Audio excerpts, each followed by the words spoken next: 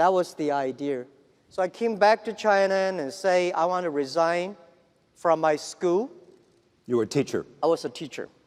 I've been teaching in the university for 6 years. So I said, I want to do it. I invite 24 of my friends to my apartment. After 2 hours of explaining what I'm going to do, internet, and 23 of them say, forget it. He said, this thing never worked because there's no such thing called internet in the world. You know nothing about a computer, so why you want to do this? And only one people, he said, Jack, if you want to try it, just to try it. But if there's something wrong, just come back. And after a whole night thinking, I say, I still want to do it. Because most of the people, they have a fancy ideas in the evening, but in the day, when they wake up in the evening or in the morning, they go back to do the same job. We have to do something different. So from there, problem is that we have to find a solution that how we can be a company can live and long and healthy as long as like a Mercedes-Benz and a Siemens.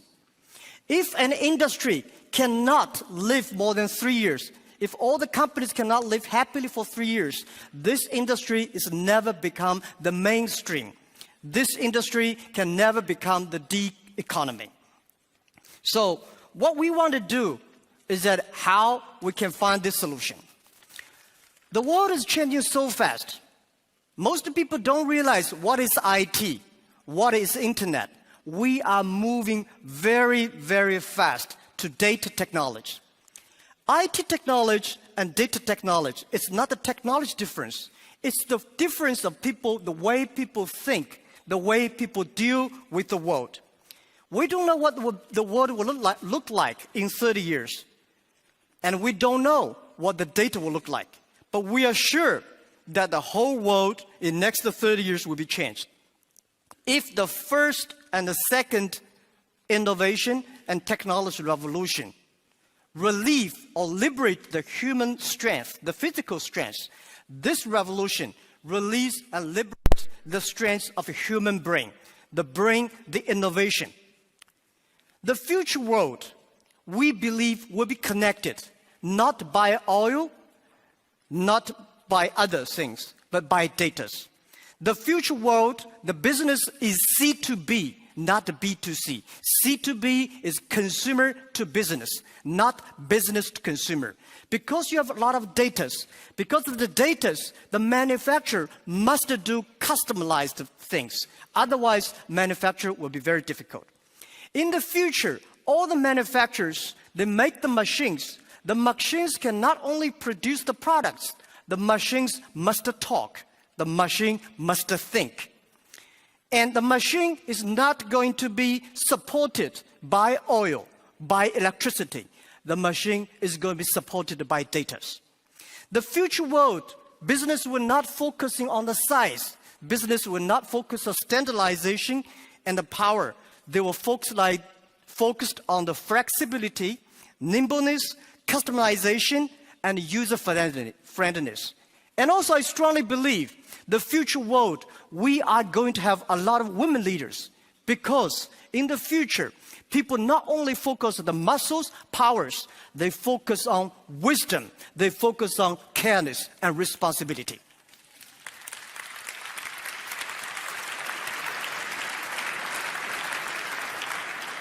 And I think internet must find the missing part. This missing part is how the clicks and the motors can work together. And how we can making sure in the next 30 years, the internet and the clicks and motors can work together. Only where clicks and motors can work together, internet companies can survive, can live happily for next 30 years. And if that day comes, that day we call the economy.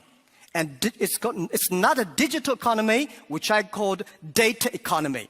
Everything is going to be changed. And I also believe the world is going to be beautiful, but the world is very challenging. Apple may not be the future, but Apple tells us what the future will look like. That is something in the machine is moving. That is data. We are at a great time of innovation, inspiration, invention, and creativity. And I think everybody's working hard, trying to realize their dreams. Today you see here are real world workers, truck drivers, and game players, and also all these senior people. Everybody in the ancient times, nobody can leverage the technology to realize their dreams. Today, because of the data, everything becomes the truth. And I strongly believe it's not the technology that changed the world. It's the dreams behind the technology that changed the world. If the technology changed the world, I will never be here. I'm not trained to be a technology. I know nothing about a computer, and I know very little about the internet. I have a strong dream that we want to help small business. So 14 years ago, we come here to sell Chinese products to Europe. That won't work. 14 years later, we try to help the European small business to China, to the world, by using the internet. It's the dreams that drive the world. It's not only the technology. So ladies and gentlemen, let's work hard. It's a fantastic world. It's a world belongs to young people. It's a world belongs to the future. And thank you very, very much for listening.